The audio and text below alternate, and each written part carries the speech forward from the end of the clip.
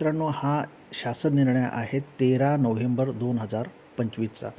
ज्यामध्ये काय म्हटलेलं आहे तर मुख्यमंत्री समृद्ध पंचायत राज अभियान अंतर्गत ग्रामपंचायतींकडून निवासी मालमत्ता कर व अन्य कर थकबाकी वसुलीबाबत सवलत देण्याबाबत यासंबंधी हा शासन निर्णय आहे. तर आपण हा पूर्ण शासन निर्णय समजावून घेऊया. बघा, ग्रामपंचायतीचे आर्थिक स्वावलंबन हे समृद्ध गावाच्या निर्मितीसाठी आवश्यक असल्याने तसेच शासनाच्या सर्व विविध योजनांची प्रभावी अंमलबजावणी यासाठी शासनाने काय केलेलं आहे, संपूर्ण राज्यामध्ये मुख्यमंत्री समृद्ध पंचायत राज अभियान राबविण्याबाबत संदर्भ क्रमांक 4मध्ये नमूद शासन निर्णय निर्गमित केलेला आहे. तर इथं त्याने काय केलेलं आहे, यासाठी हे अभियान त्याने राबवायला सुरुवात केलेलं आहे आणि त्यासाठी त्यांनी काय केलेलं आहे तर 6 ऑगस्ट 2025चा हा शासन निर्णय आहे. तो आपण आता बघूया. तर बघा, 6 ऑगस्ट 2025चा हा शासन निर्णय आहे, ज्यामध्ये राज्यामध्ये मुख्यमंत्री समृद्ध पंचायत अभियान राबवण्याबाबतचा हा शासन निर्णय आहे.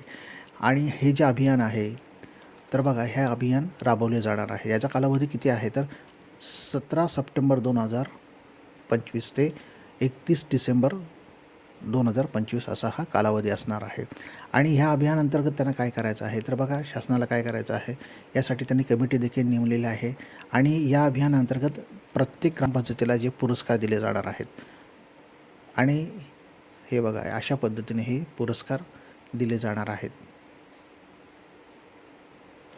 हे बघा, अशा पद्धतीने हे पुरस्कार जिल्हा स्तरावर दिले जाणार आहेत प्रत्येक ग्रामपंचायतीला. आणि त्यासाठी त्याने काय केलेलं आहे, हे टार्गेट त्यांना फिक्स करून दिलेलं आहे. इथे बघा, ज्यामध्ये त्याने काय केलेलं आहे की एकूण बघा, इथं किती एकूण 7 त्यांना हे लक्ष दिलेलं आहेत, मुख्य घटक दिलेले आहेत. ज्यामध्ये आहे सुशासनयुक्त पंचायत, सक्षम पंचायत ज्यामध्ये स्वनिधी आहे, लोकवर्गणीतून पंचायत राज संस्थांना आर्थिकदृष्ट्या सक्षम करणे, हे सुद्धा त्यामधला एक उद्देश आहे. नंतर जलसमृद्ध आहे, मनरेगा आहे, गाव पंचायतीवरील संस्था ज्या सक्षमीकरण आहे, सामाजिक न्याय आहे. हे सगळे जे 7 उद्दिष्ट त्यांनी यामध्ये दिलेलं आहेत. आता त्याने काय सांगितलेलं आहे तर बघा, तथापि सदर अभियान राबवित असताना अनेक ग्रामपंचायतींकडे कराची वसुली प्रलंबित असल्यानं आणि ग्रामपंचायतीकडून अनेक करांबाबत संदर्भाधीन क्रमांक 1, 2 व 3 नमूद केलेल्या नियमास अनुसरून 100% कर वसुली होत नसल्याची बाब निदर्शनास येत आहे. म्हणजे सध्या त्यांचं काय लक्षात आलेलं आहे की 100% जी कर वसुली केली पाहिजे ती होते का तर नाही होत आहेत. मग यामुळे काय केलेलं आहे त्यांनी तर ग्रामपंचायतींना नागरिकांना आवश्यक सुविधा पुरवण्यात आणि नवीन विकास कामे हाती घेण्यात मोठ्या अडचणींना सामोरे जावं लागत आहे. साहजिकच आहे, जर का तुमची कर वसुली तेवढी झाली नाही तर ते आर्थिकदृष्ट्या ती ग्रामपंचायत आहे ती सक्षम होणार आहे का तर नाही. आणि याच पार्श्वभूमीवर मुख्यमंत्री समृद्ध पंचायत राज अभियान अंतर्गत ग्रामपंचायतींच्या थकीत कर वसुलीला गती देण्यासाठी थकबाकीच्या एक रकमी वसुली करता आणि थकबाकीची वसूल केलेली रक्कम विकास प्रक्रियेत सामावून घेण्यासाठी ग्रामपंचायतीकडून निवासी मालमत्ता कर व अन्य करांच्या थकबाकी वसुलीमध्ये सवलत देण्याची बाब शासनाच्या विचाराधीन होती. मग शासनाचा काय विचार होता की यामध्ये आपण काहीतरी त्यांना लोकांना सवलत दिली पाहिजे, त्यामुळे जे थकबाकीदार आहेत ते पूर्णपणे ते आपला कर जे आहे ते भरू शकणार आहेत. आणि त्यासाठी शासनाने काय केलेलं आहे तर आता हा निर्णय घेतलेला आहे. यामध्ये त्याने काय म्हटलेलं आहे तर बघा, राज्यातील सर्व ग्रामपंचायतींमधील ज्या निवासी मालमत्ता कर धारकांनी मालमत्ता कर, पाणीपट्टी आणि दिवाबत्ती कर इत्यादी करांच्या सन 2025-26 चालू वर्षाच्या पूर्ण रकमेसह दिनांक 1 एप्रिल 2025 पूर्वीच्या एकूण थकबाकीच्या 50% रक्कम मुख्यमंत्री समृद्ध पंचायत राज अभियान अंमलबजावणीच्या कालावधीमध्ये एक रकमी ग्रामपंचायतीकडे जमा केल्यास एकूण मूळ थकबाकीच्या रकमेस 50% सवलत राहणार आहे. म्हणजे बघा, हे अभियान कुठं चालणार आहे तर 31 डिसेंबरपर्यंत राहणार आहे. जसं आपण बघितलं तर हे अभियान किती 31 डिसेंबरपर्यंत राहणार आहे. या कालावधीमध्ये काय केले आहे तर त्यांनी जर का एक रकमी जर का कर भरलं म्हणजेच 2025-26च्या पूर्ण करांची रक्कम अधिक दिनांक 1 एप्रिल 2025 पूर्वीच्या कराची एकूण थकबाकी मिळून येणाऱ्या रकमेच्या 50% रक्कम एवढी त्यांना ही सवलत त्यामध्ये मिळणार आहे. जर का त्यांनी ती पूर्ण रक्कम भरायची असेल तर ती सवलत मिळणार आहे. आणि सदर सवलत केवळ निवासी मालमत्ता धारकांसाठी असणार आहे. म्हणजे जे रेसिडेन्शियल प्रॉपर्टी होल्डर्स आहेत अशांसाठी असणार आहे. बघा, औद्योगिक, वाणिज्यिक व इतर मालमत्तांसाठी ही सवलत नसणार आहे. आता यामध्ये त्याने काय म्हटलेलं आहे तर सदर सवलत उक्त नमूद अभियान कालावधीमध्ये लागू राहणार आहे. म्हणजे ही सवलत कुठल्या कालावधीसाठी लागू राहणार आहे तर बघा, हे जे अभियान आहे या अभियानाचा कालावधी आपण बघा, याचा जर अभियानाचा कालावधी जर का बघितला आपण तर किती आहे तो बघा, हा अभियानाचा कालावधी किती आहे तर